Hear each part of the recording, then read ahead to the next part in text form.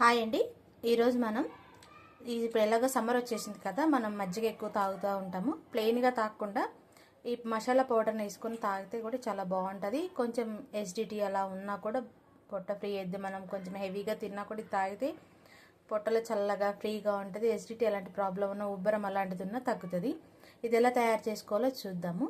దీనికి కావాల్సిన పదార్థాలు చూడండి, కొలతలు చెప్తాను నేను.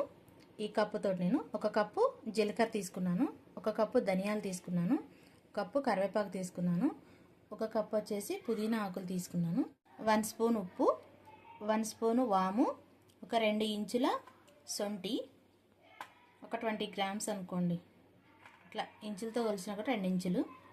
తర్వాత మిరియాలు వచ్చేసి ఒక హాఫ్ స్పూను, పావు స్పూన్ వచ్చేసి ఇంగువ.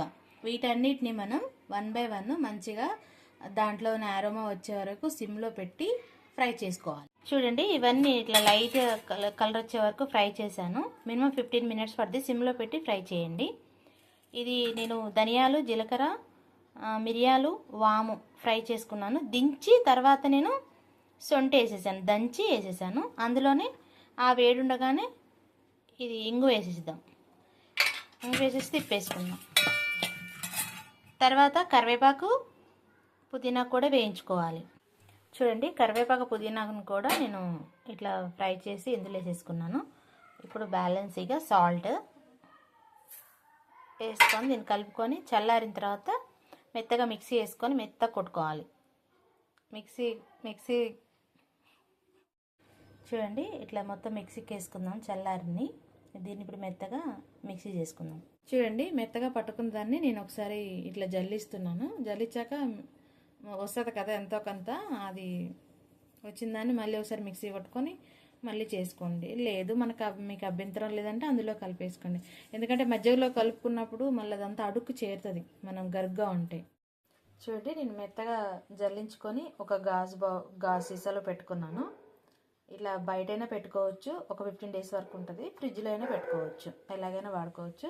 ఇప్పుడు నేను ఇది మజ్జిగలో వేసి కలిపి చూపిస్తాను. చూడండి, మనం తయారు చేసుకున్న బటర్ మిల్క్ పౌడర్ తోటి ఇప్పుడు మిల్క్ తయారు చేసుకుందాం. బటర్ మిల్క్ 250 ml పెరుగు తీసుకున్నాను నేను. ఫ్రిడ్జ్లో పెట్టింది కూల్గా ఉంది. ఈ 250 ml పెరుగుని వేసుకొని దీన్ని మెత్తగా చిలకాలి. ఇట్లా స్మూత్గా అయిపోయింది కదా. ఇప్పుడు మనం 250 ml పెరుగుకి 1 టేబుల్ స్పూను ఈ మిక్స్ వేస్తున్నాను. దీన్ని ఒకసారి గిలగొట్టుకొని చూడండి, అట్లా చిలుక్కున్నాక అదే కప్పు మనం పెరుగు దేంతో తీసుకున్నామో అదే కప్పుతోటి 3 కప్పుల నీళ్ళు పోసుకోవాలి ఇందులో.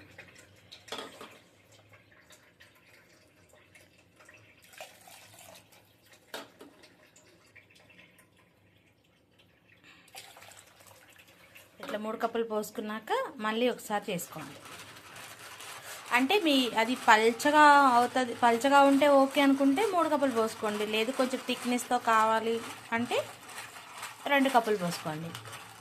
ఇప్పుడు మనం ఒకసారి సాల్ట్ చెక్ చేసుకొని ఇంకా సర్వ్ చేసుకోవడమే. చాలా బాగుంటుంది, ఒకసారి ట్రై చేయండి. చూడండి, ఫైనలీ అయిపోయింది. చూడండి ఎలా ఉందో. కలర్ అంటే మనకి మధ్యతో చూస్తే వైట్ వస్తుంది, కాకపోతే ఇది మనం పౌడర్ వేసాం కాబట్టి మసాలాలు కొంచెం కలర్ ఇలా ఉంటుంది. చూడండి ఎంత టెంప్టింగ్గా ఉంది కదా. ఒకసారి ట్రై చేయండి, చాలా బాగుంటుంది. ఇలా చేసుకొని ఒక్కసారి తాగండి, ఇంకా నో కోల్డ్ డ్రింక్స్. సమ్మర్ వచ్చిందంటే ఇది ఒక గ్లాస్ మజ్జిగ పట్టించామంటే ఆహా ఎంత బాగుంటుందో ఫీల్. ఒకసారి ట్రై చేయండి.